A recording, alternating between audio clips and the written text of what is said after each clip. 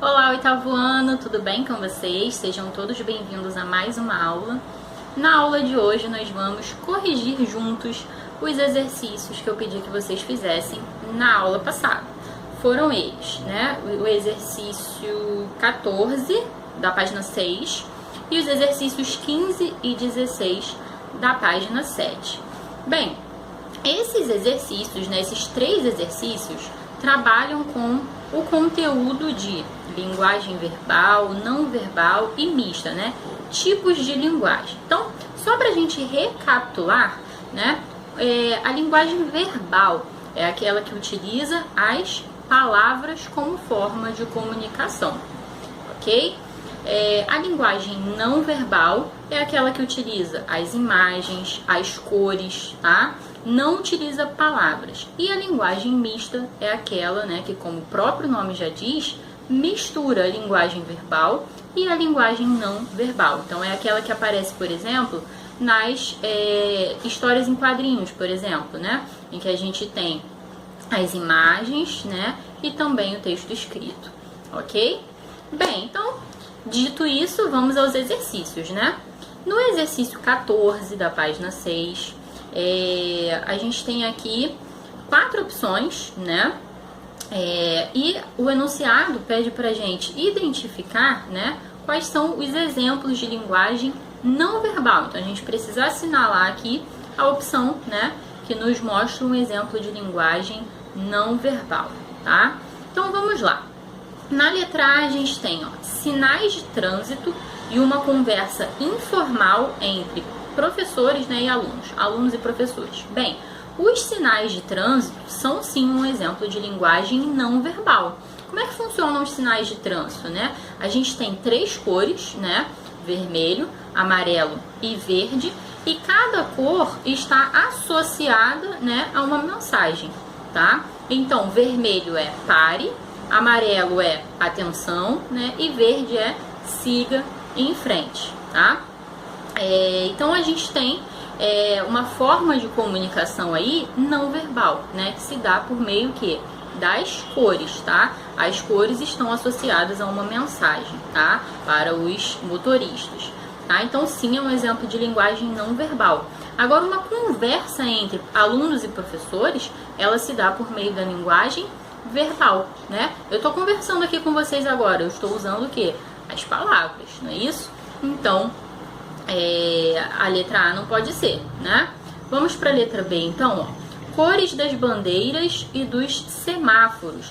As cores das bandeiras, né? Cores não são palavras, então a gente tem aí sim um exemplo de comunicação, né, não verbal. E também as cores dos semáforos, né, como a gente já conversou aqui na letra A, também são exemplo de linguagem não verbal. Vamos ver se a gente tem mais alguma coisa aqui, ou se o gabarito vai ser a letra B. Na letra C a gente tem as cantigas infantis. As cantigas também utilizam palavras, não é isso? Lembram daquelas musiquinhas que vocês ouviam, né, durante a infância? Então, são todas, né, com palavras faladas, né? E na letra D, apitos e discursos políticos. O apito pode ser sim um exemplo de linguagem não verbal. Na aula de educação física, por exemplo, né? Quando o professor apita, né? Aquilo é uma mensagem, né? Tipo, você tem que parar, prestar atenção, né? Nos jogos de futebol, quando o árbitro apita, né? É porque o jogo está encerrado, é para chamar, né, a atenção de algum jogador, dar alguma advertência. Então, sim, é uma forma de comunicação que não utiliza as palavras, é apenas o som do apito. Mas o discurso dos políticos utiliza as palavras, então não é exemplo de linguagem não verbal. Com isso, o gabarito da questão é letra B, né? Cores das bandeiras e dos semáforos, tá? Aqui a gente não tem linguagem verbal, apenas linguagem não verbal, ok? Bem, continuando então, exercício 15, tá? Pede pra gente, né, com base aqui na observação da expressão, né, do bonequinho, pra gente identificar qual seria o sentimento desse boneco, né? Bem, essa questão é bem bobinha, é uma questão bem bobinha, mas que faz a gente pensar. Vejam só, aqui a gente tem apenas a expressão facial do boneco e a gente consegue entender, a gente consegue perceber por essa expressão facial qual é a sua sensação, qual é o seu sentimento, né? Se é de raiva, se é de tristeza, se é de enjoo. Então percebam como, né, a linguagem não verbal, ela também é capaz de comunicar, né? De trazer uma mensagem, né? Vejam como a gente consegue se comunicar apenas por meio da linguagem não verbal, né? Então, pela nossa expressão, pelo modo como nós olhamos, né? Tudo isso também é uma forma de comunicação. Tudo isso revela aquilo que a gente está pensando, aquilo que a gente está sentindo, sem que a gente precise colocar em palavras na maioria das vezes, beleza? Então vamos lá? Bem, esse primeiro bonequinho aqui, ele está com cara de raiva, não é isso? Ele está com aquela cara assim de quem está com raiva.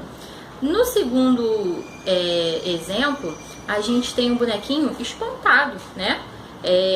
Assustado. Olha a cara dele assim, ó, os olhos arregalados são sempre o quê? Um indicativo de surpresa, de espanto, né? De susto. No terceiro exemplo, a gente tem, né, o bonequinho aqui assim, ó, com aqueles olhinhos assim apertadinhos, aquela boca de enjoo, né? Então ele está enjoado. No quarto exemplo, né, chorando, está triste, né?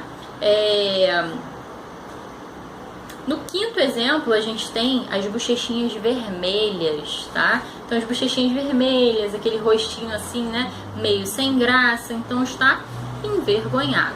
E no último exemplo está sorrindo, né, sorrisão aqui de orelha a orelha, então o bonequinho está feliz, tá? Então, no nosso dia a dia, a gente também utiliza, né, a nossa expressão corporal para a comunicação, né? Inclusive, uma mesma frase também, né, dependendo da nossa expressão corporal, pode ter significados diferentes, né? Uma mesma frase com a expressão triste, acanhada, não vai ter o mesmo impacto, né, de se essa frase for dita com um sorriso e tudo mais. Então, a gente comunica não só com as palavras, mas também com a nossa expressão corporal, com os nossos olhares, com o nosso sorriso. Tudo isso faz parte da comunicação, tá? A gente utiliza diariamente a linguagem verbal e também a linguagem não verbal, não é isso? Bem, para finalizar, a questão 16 pede para a gente indicar com LV a linguagem verbal, LNV para a linguagem não verbal e LM para a linguagem mista. Então vamos lá. No primeiro exemplo a gente tem o quadro da Tarsila do Amaral, né, o Abapuru. Né? Como vocês podem ver, a gente tem apenas uma imagem. Então é a linguagem não verbal, não é isso? Da mesma forma, a gente tem aqui no segundo exemplo, né, no semáforo, a gente tem ali as cores, né? Cada uma delas indica uma mensagem para o condutor, para o motorista, e a gente não tem nenhuma palavra aqui, né? Então, linguagem não verbal, tá? E por fim, no último exemplo, a gente tem... Por fim não, né? Tem mais um. Aqui, no terceiro exemplo, a gente tem o poema, né? Xícara. E aí percebam que é um poema concreto, né? A gente tem... O título do poema é Xícara, né? E todas as palavras vão sendo colocadas de modo a construir ali a imagem da xícara, né? Essa é uma característica da poesia concreta. Sempre que vocês virem um poema, né, em que a forma, né, é construída com base no conteúdo, ou seja, a gente tem um poema que fala da xícara e as palavras vão sendo colocadas de maneira a construir ali a imagem da xícara.